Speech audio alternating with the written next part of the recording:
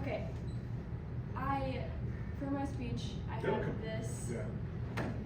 I scrapbooked it. That's when okay. I was young, I liked to scrapbook a lot. But I figured that you wouldn't be able to see it, so I just took pictures of the pages. And Oh, it's also going to be a great idea. So,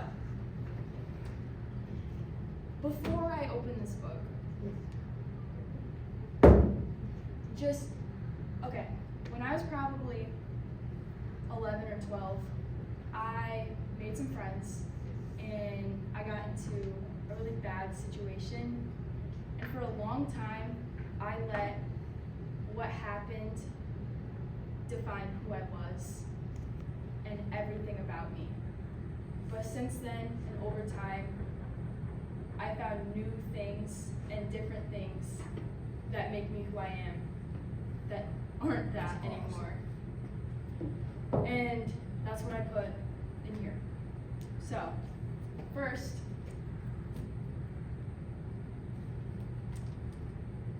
my people.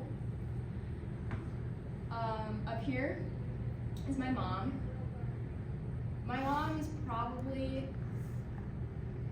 one of my best friends in the entire world. Speaking of that situation, that I won't say what it was, but when I went to talk to her about it, she was the first person who believed me and supported me and helped me get help for that. And that's something that I'll forever be grateful that she did that for me. And that's me when I was a little kid, and these are all my siblings. They're crazy. They're triplets. I know I mentioned that. They're about 2 years younger than me-ish, 2.5. But where did I put them? I put them somewhere else. Oh, yeah. Here's us. This was the last day of school last year. That's us now. I was probably about 4. They were probably 2 there. And these are my grandparents. They're my mom's parents. My dad's parents, they're not really grandparents to me. These are, if someone asked me, I would probably say these are my only grandparents. When I was 2 when my siblings were born. And my mom, she didn't want me to feel put to the side or have me be in the situation of having 3 newborn babies, obviously. So I went and I lived at my grandparents' house for a while, and they took me to the park, they took me on walks, they just did everything with me that my parents would have done if they didn't have 3 newborn babies. And my grandma, she's a character. Other than my mom, she's probably my best friend in the entire world. I try to see her every week, multiple times at least. They just live over in Elma. So, here's my dad. There's my siblings again. That's my dad. He's pretty quiet. He doesn't say a lot, but he shows up to everything. He's always there, and I am extremely grateful that I get the opportunity to have my dad in my life like that. There's my siblings again. This is my entire family. My grandparents again. Down here, that's me. These are my childhood stuffed animals. I still have them in my bed every single night. Maybe I'm 16, maybe that's, I don't know, but I still have them. That's Michael. Like he said, we've been together for almost 2 years now. I see him probably every single day. I'm really glad that I met him. Probably one of the best things that's ever happened in my life. Next, these are my pets. Don't be fooled, these are actually different cats. So, this is Oscar. I think he's 9. All he does all day is lay around. Ever since my sister got into like the preteen phase where she sits in her room all day, he spends most of his time there in her room with her. This is Cow, obviously named that way because she was black and white, but that is 100% my brother's cat. She sleeps in his bed every single night. If he doesn't go to bed at a reasonable time, then she'll sit outside his room and wait for him.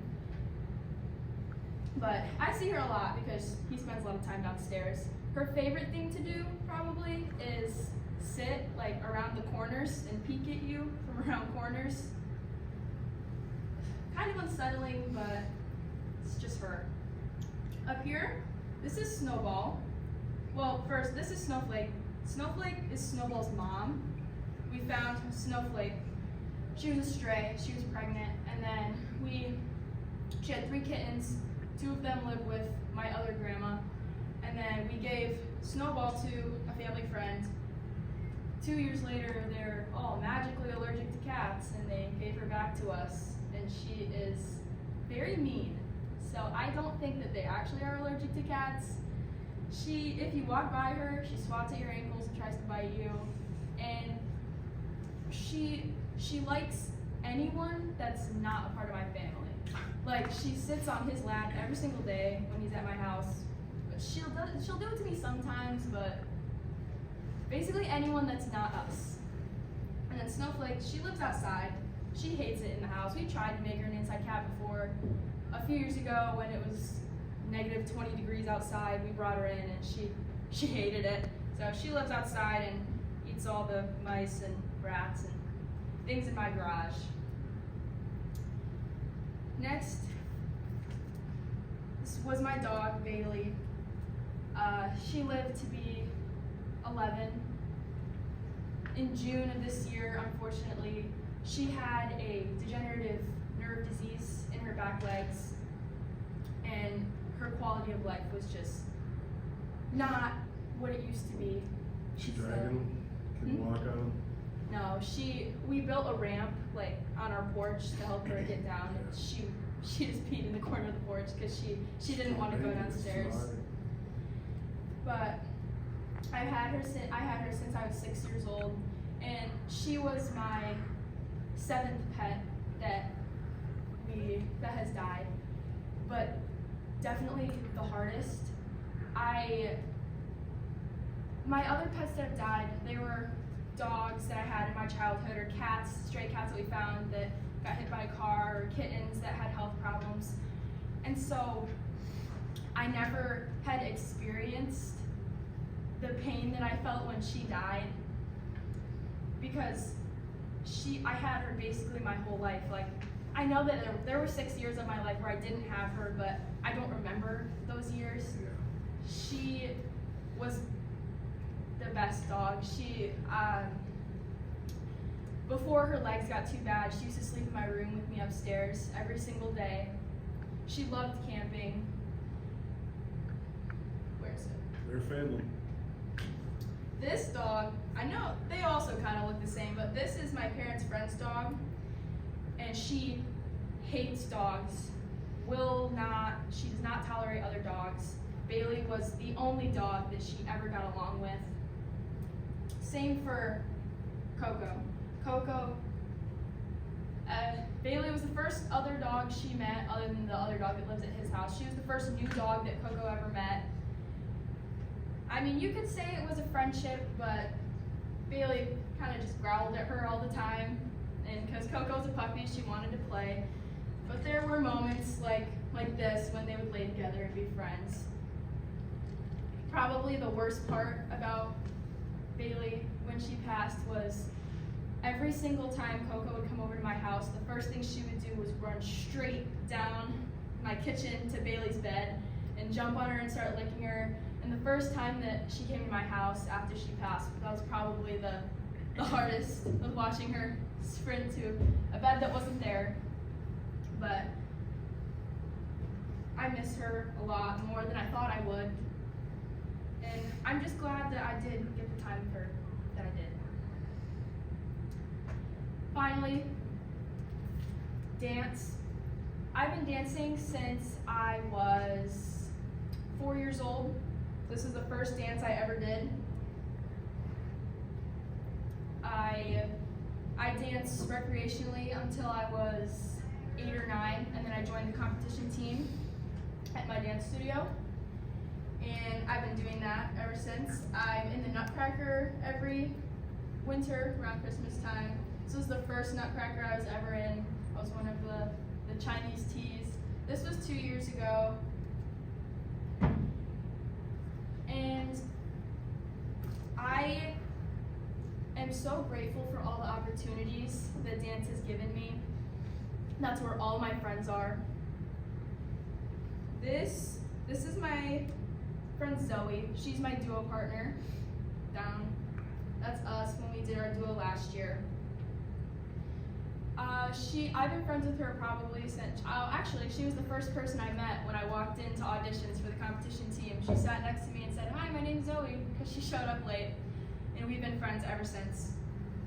This was when I got the opportunity to be part of a professional tap show a few years ago in Detroit. It was hard, but I think it was worth it. It was a lot of fun. This is just some of the girls that we had duos and trios at a dance competition. Sometimes I really hate dance. I go every day. Sometimes I really hate it, but the one thing I will never hate is competition. I love the atmosphere. I love just everyone on my team supports each other, and it's a great environment to be around. This was last year. I had my first solo. This is a picture from my solo. I was nervous about it a lot, but in the end, it ended up working out well. I didn't always do as well as I wanted to, but at the very last competition that we went to, I'm not going to try to explain the adjudications and the awards, but I did as well as I wanted to do for the first time, and that's the picture that we took. And I was just really proud of myself, and I hope to do better this year. Like I was saying, dance has given me some incredible opportunities, and it is where all my friends are. Last year, we had a foreign exchange student from Norway. She went to Shepherd, but she dances in Norway, and she came to our dance studio. And that is probably one of the best people I've ever met. I am so glad that dance gave me that opportunity. Where is she? Oh, she's right there in the blue dress. I'm not even going to try to pronounce her name, but we called her So-So. I still talk to her. I had a lot of fun dancing with her and hanging out with her outside of dance. And I would never have had that opportunity if I didn't dance. So I only actually have probably 2 other friends. And this is Genevieve. I've been friends with her for a long time. We're in a lot of the same dances, and she is my #1 fan in everything, not just dance, in life. No matter what happens, always on my side, even if I'm probably wrong, which, I mean, I guess that's a good trait to have in a friend.